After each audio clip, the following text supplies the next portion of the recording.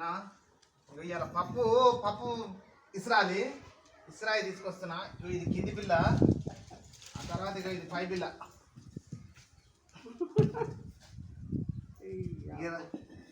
కందులు అమ్మ, కందులు తీసుకురా, కందులు తీసుకురామ్మా.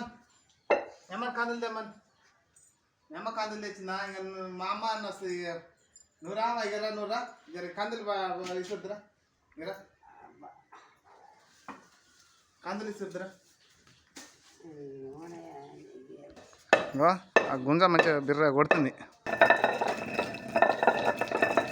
మా అమ్మ స్టార్ట్ చేసింది కందిపప్పు.